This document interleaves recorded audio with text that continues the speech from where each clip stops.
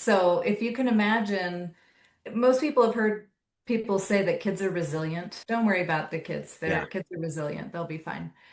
They're not, because if you look around at the adults in the world, that are really dysregulated and really dysfunctional, those were kids who went through difficult Yeah. things, right? Yeah. And weren't given the tools to handle those difficult things. So when we go inside of the prisons to teach this curriculum, like the whole point we say is this self-awareness, self-regulation, and self-compassion. Mm. Because I cannot do anything with something I'm not aware of. So a lot of this work it has to start with me.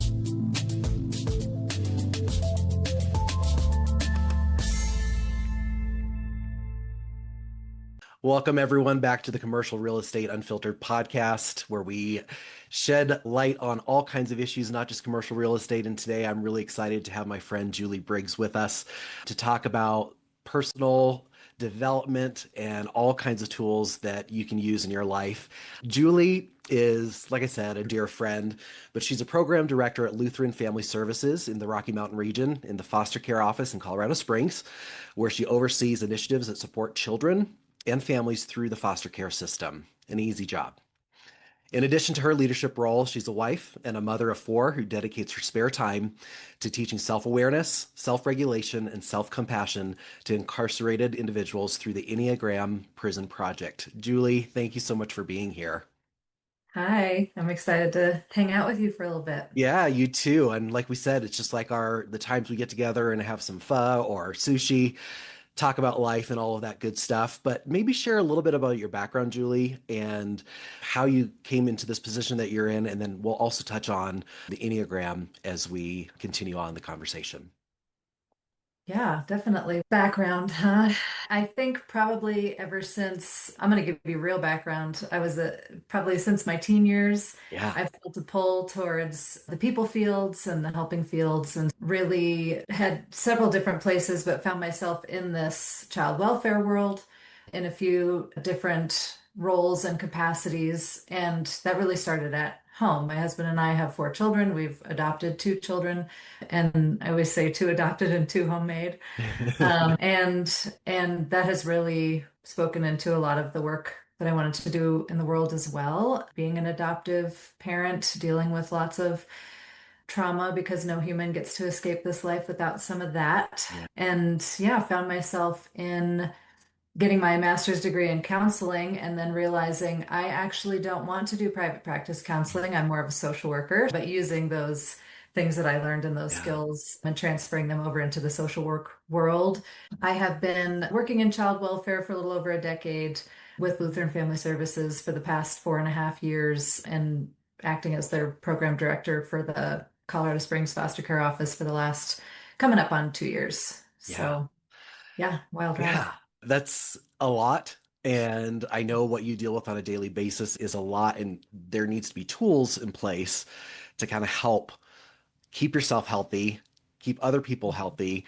And so I know the Enneagram is a huge part of what you do. And can you share maybe a little bit about an overview? If somebody's never heard of the Enneagram, I'm a nerd when it comes to it, and I'm obsessed with it.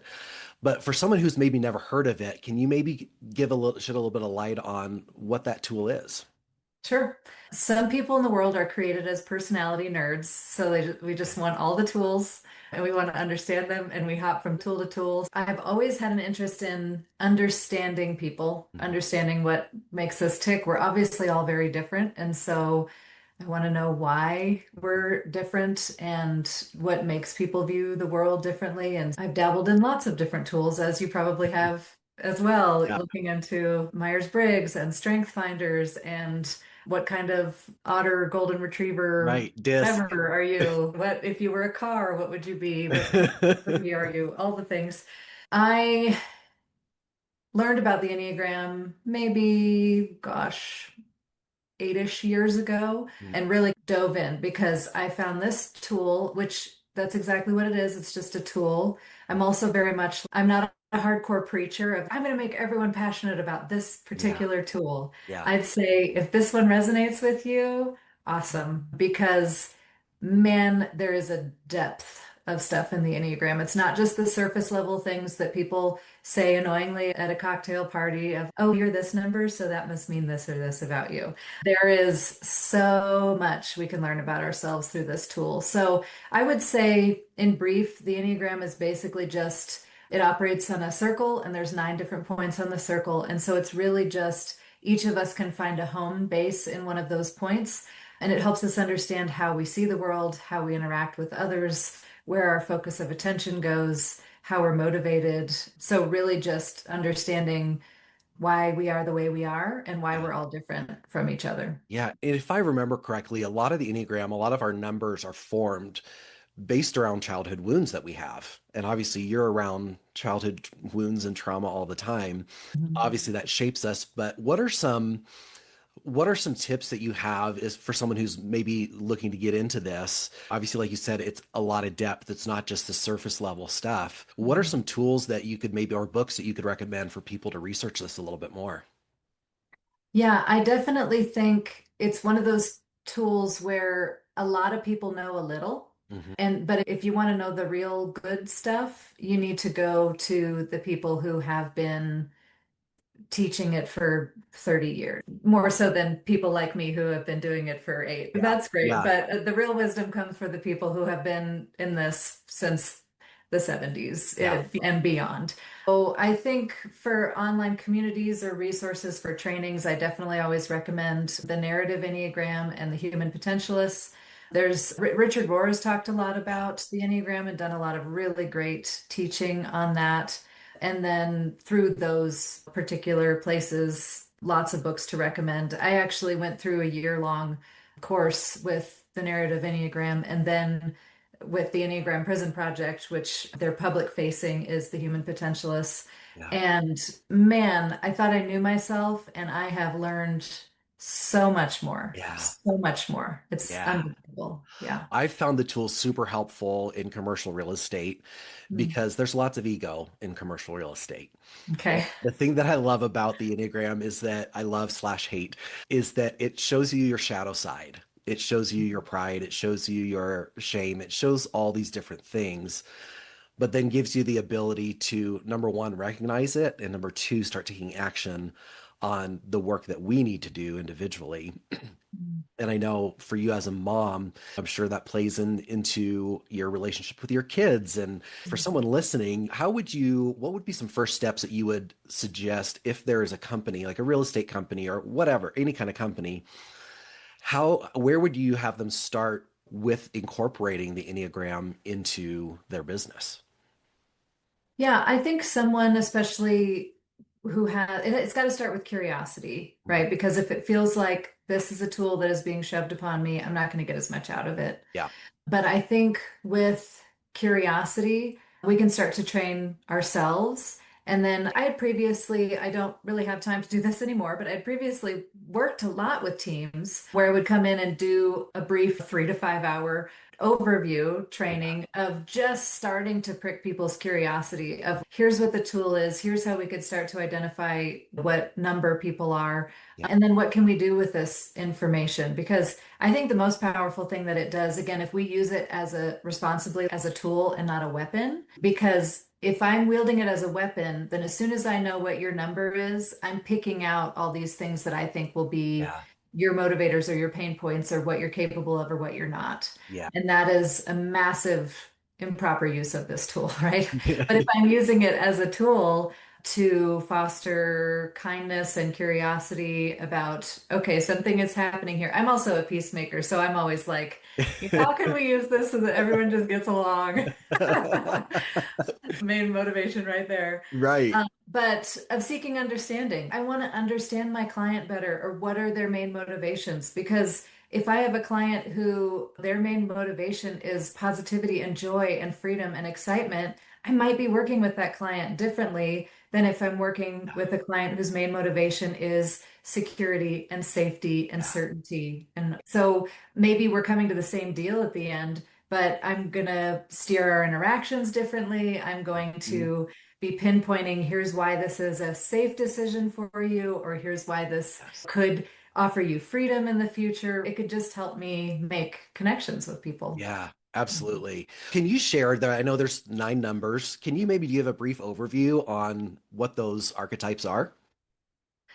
Yes, very brief because man, you could Yeah. talk about each one for hours and hours. And I will start with this. One thing that drew me to specifically the Enneagram Prison Project, the Human Potentialists, is the way that they teach the Enneagram is they're starting with, we're doing this to remind you what is right about you. Because, like you said, so much of the Enneagram is what we cling on to sometimes is the hard stuff. Yeah. Yep, that hurts. So that one must be me. And I think sometimes we miss the beautiful opportunity to use this as a tool to remember what's right about us. Yeah. Here's all the awesome things about each type and why the world needs each one of these numbers. Yeah. Our society would not be full and whole and beautiful without every single number represented. Yeah. So I can start briefly at number eight because people are like, why are you starting at number eight?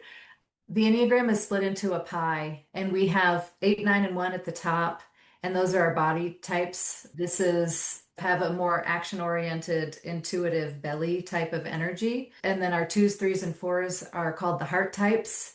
They tend to be more focused on connection and like how can I bring this connection and beauty to the world, and they're operating through their heart and their feelings. And then our five, sixes, and sevens are our head type. They're filtering things through their mind, and I want to understand and make sense. And so that's why I'm starting at eight and not at one. But I think our type eight tend to come into the world with this attitude of, I value strength, I value boldness, I am unafraid of challenge because they want truth. Yeah. And that's very important to them. And the kind of childhood message that those types tend to pick up as they are growing up is that the strong survive. So I will hide my vulnerability and my weakness and put forth strength because that's how it's safest to operate in the Yeah. world. Eights are really amazing at speaking truth, at being bold, sometimes saying the thing that needs to be said. And also, they can be very protective, right? I'm not vulnerable or weak myself, but I'm going to be protective of those who are Yeah. vulnerable. And we know that's not true, right? Because we Yeah. all have soft, gooey insides. Yeah. But when channeled correctly, they can really be a strong voice for those who don't feel like they have Mm. a voice. Yeah. And then type nine is our peacemaker, mediator, me. We just want everybody to get along. Our life motto is just, it's fine, I'm fine, everything is fine. While the house is on fire. Nines tend to be able to see all sides of a situation, right? That's why we can lean in and be a mediator because I can hear your point of view and your perspective and be like, yeah, I totally understand where you're coming from. And then I can go hear the opposite point of view and be like, yeah, I completely, that makes sense to me too. And so then if channeled, how can I bring these two sides together Yeah. to understand and appreciate each other's points of view? Growing up, I didn't always understand why people just couldn't think from the other person's Mm. perspective because came so naturally to me. Yeah. And then I realized, oh, okay, that's not how everyone's wired. So I might have to lean in here a little bit. Yeah. But the young nines and even older nines can tend to feel like it's easier just to dissolve into the background to keep the peace and that their presence doesn't really matter. Yeah. And that's very much not true. So it's a lie that we have to overcome to really be able to lean in and be a positive force, you Hmm. know.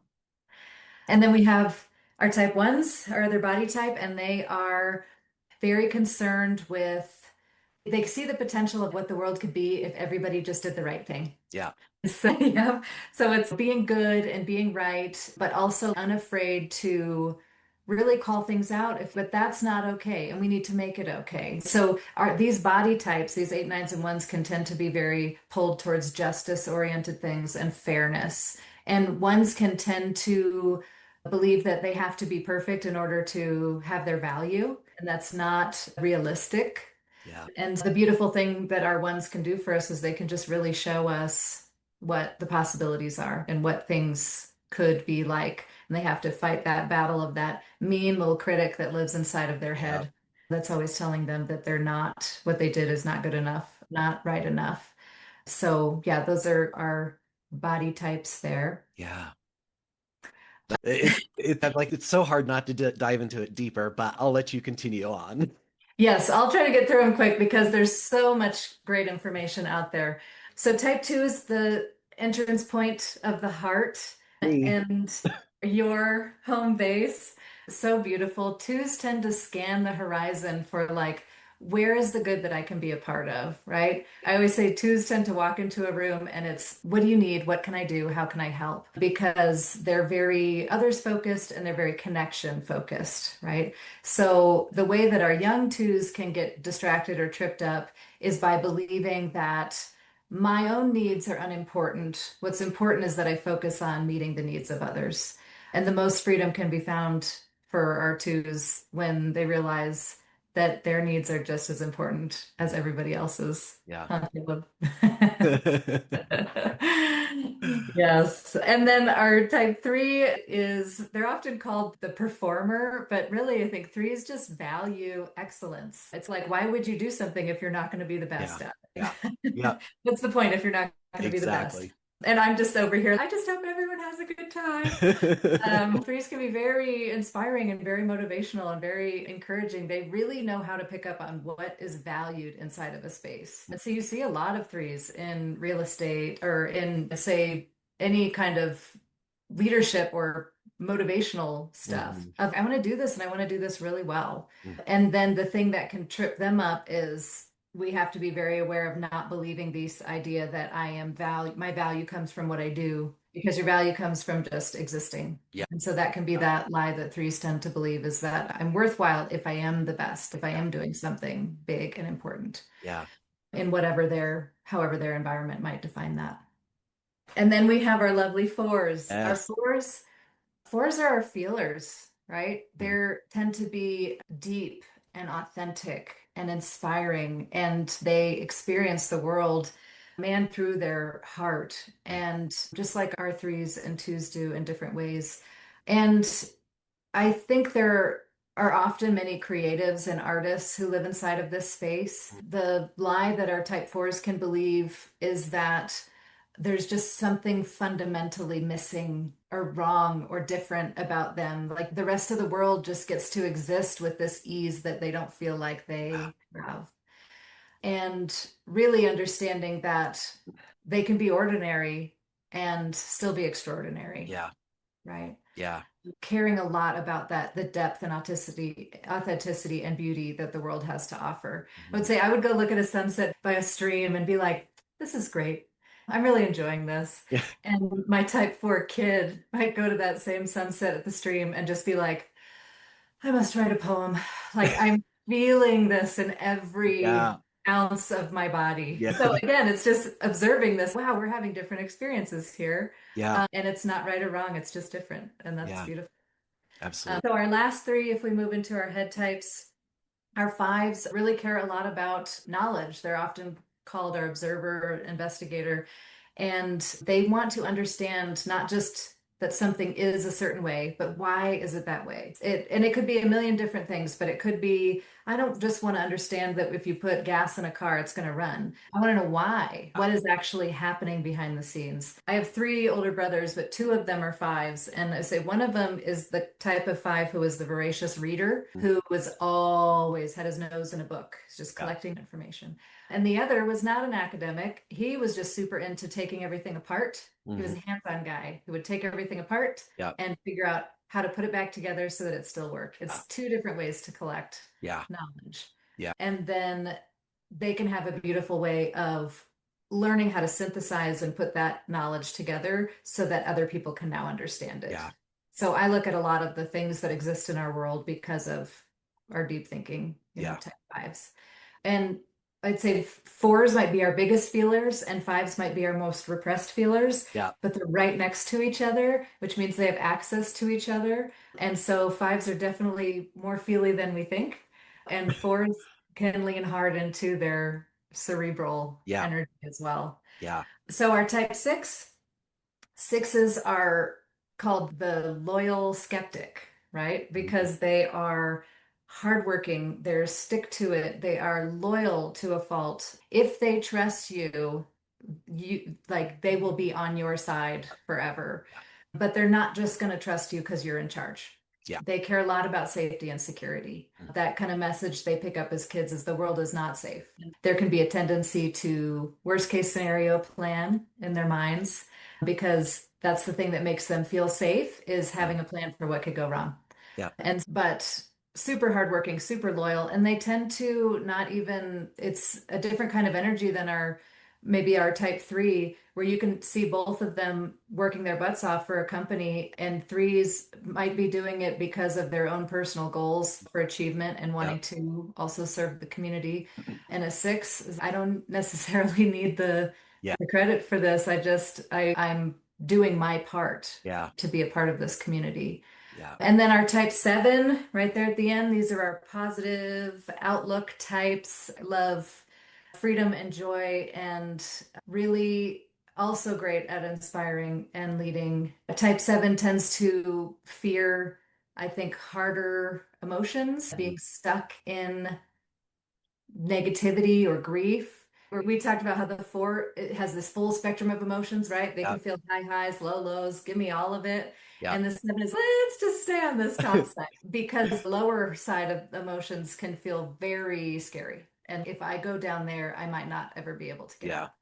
And but they tend to be so good at just also seeing the possibilities of what the world could be. Yeah. If everyone could just see through my Yes. eyes, right? It's very inspirational and they love to just pull the best out of people Yeah. as well. So Well, that is such a teeny, teeny, tiny yeah. little explanation of what could be a book on Yeah. every number. And I think what it speaks a lot to is self-awareness, how to regulate, which leads me to my next question, which is why is self-awareness, self-regulation, and self-compassion, why does it matter? Yeah. Walk outside and meet people. And then we'll know why it matters. I do that teaching in a prison Yeah. setting. So if you can imagine, most people have heard people say that kids are resilient. Don't worry about the kids. Yeah. Their kids are resilient. They'll be fine.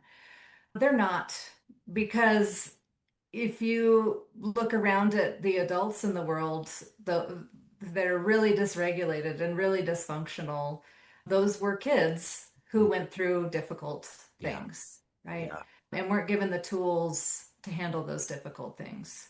So when we go inside of the prisons to teach this curriculum, like the whole point we say is this self-awareness, self-regulation, and self-compassion. Mm. Because I cannot do anything with something I'm not aware of. So a lot of this work it has to start with me. It's not just a tool for how can I understand and Yeah. work with people better.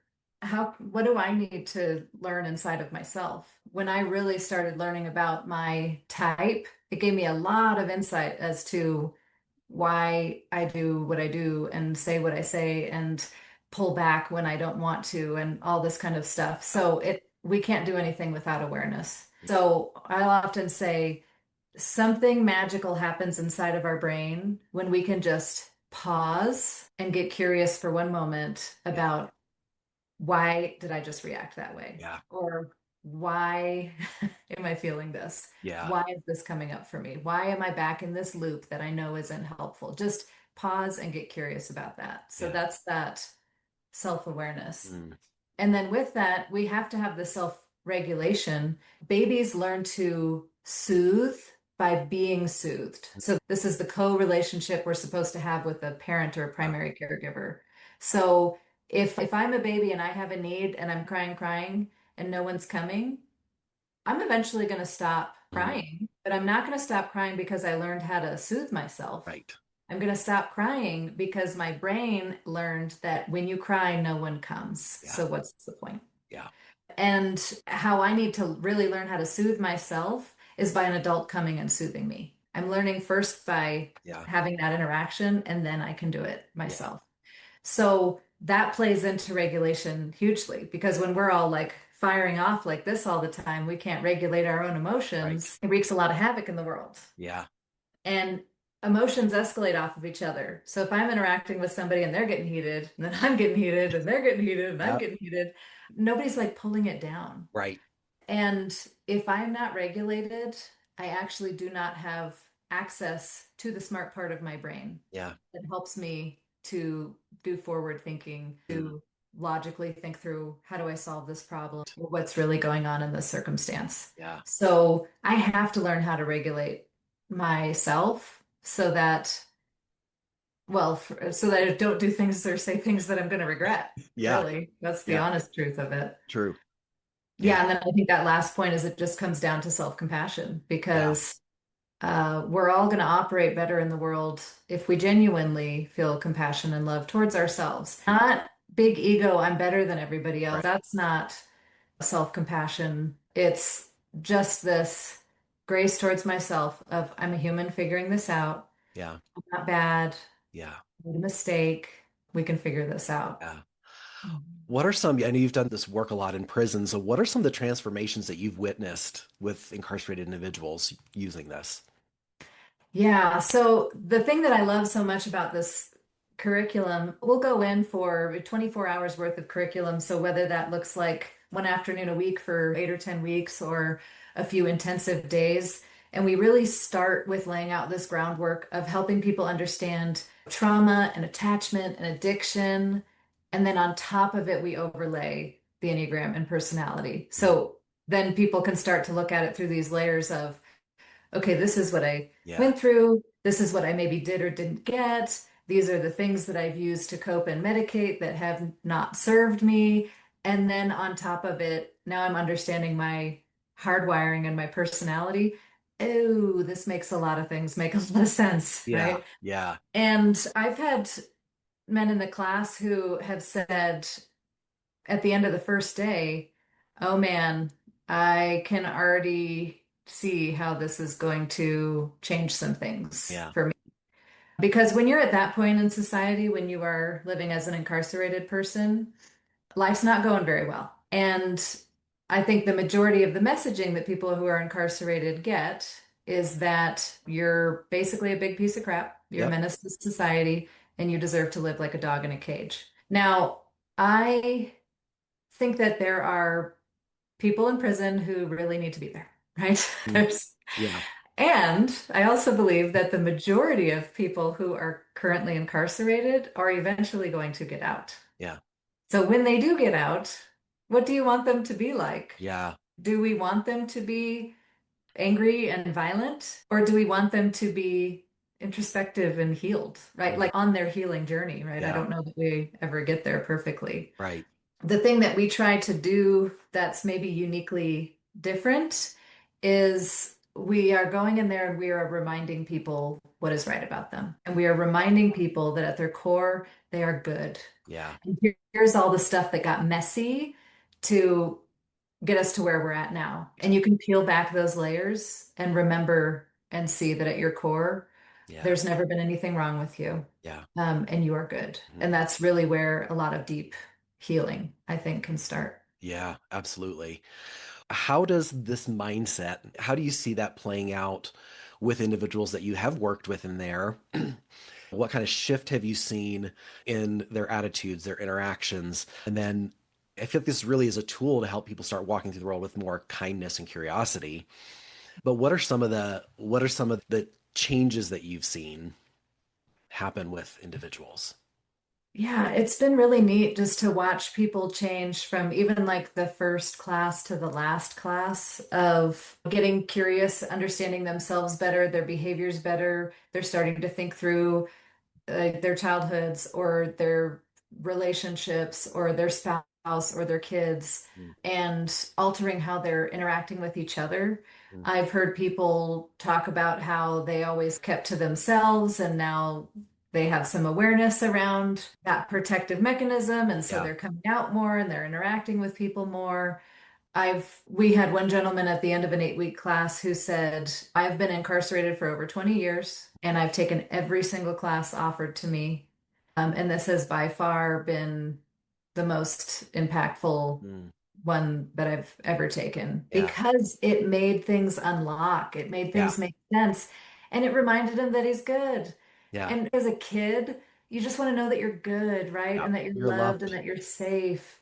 And at the end of like at the end of the whole class, the whole 24 hours when we're doing graduation, we always have the students come up one at a time to get their graduation certificate. and then we say something nice Yeah. to them, right? So, something about what we've seen over the last 8 weeks, or what we see in them, or what we believe for them. It's a little piece of encouragement. And we've had men probably 19 to 65, whatever. And I don't say this in a belittling way at all. I say it doesn't matter how interactive they were in class, how they presented, how old they were, how long they had been incarcerated. Every single one who comes up to the class at the end of the class, knowing that we're going to say something nice to them, they look us in our eyes, and I swear I see this. I see a little boy who's just Mhm. saying, say something nice about me. Yeah. Like really desperate to just hear somebody say something good about Yeah. them. Yeah. And I think one of the really impactful things that I experienced was we have everybody write out a biography of their own story of their childhood in the third person.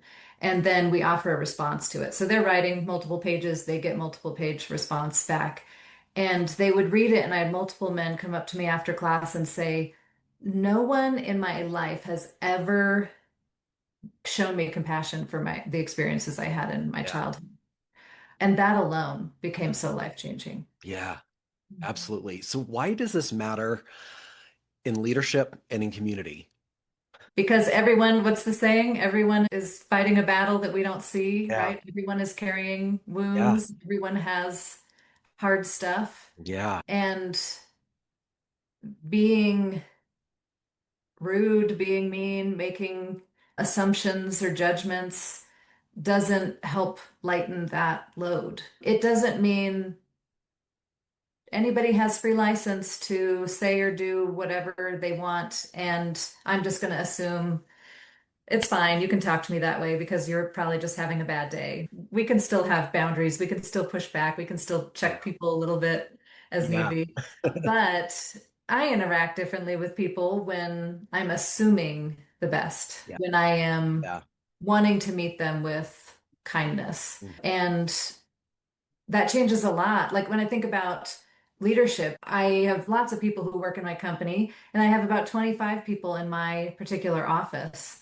And I really want to interact with each person who works in my office in a way that reminds them that they are a whole, healthy, worthy human being before Yeah. they are an employee. Yeah. And what on the other side of that is that Mhm. people do a good job. Yeah. People do a good job in their jobs if they feel like they are cared for Yeah. inside of that Absolutely. environment. Absolutely. We could talk about this forever and ever, but let's do some practical takeaways for our listeners. What are some daily practices that keep you grounded? I wish that every day I could sleep a lot.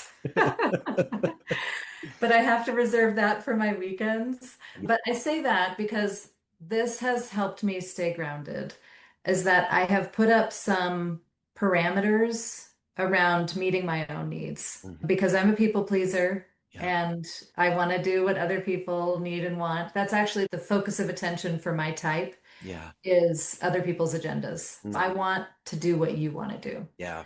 And so I've put up some parameters around my weekends because I need physical rest and I need soul rest. So if you ask me to do anything before noon on a Saturday, I'm going to let you know that I'm actually busy. What you don't know is that when I'm busy is not setting an alarm clock, Yeah. waking up whenever I wake up, having a slow morning, maybe reading a book with a cup of coffee on the Yeah. back, watering my plants, doing whatever. And so that has been really, really life-giving, I Mhm. think, just having Yeah. that space, because Yeah. it's hard to find space. Yeah. So I think that's huge. And also narrowing things down of here are the three things that are going to get my best time and energy. And anything outside of that, I can decide if it's going Mhm. to work or not. Yeah. But I think a guardrail can be becoming okay with disappointing people or Mhm. people misunderstanding Yeah. me. Absolutely.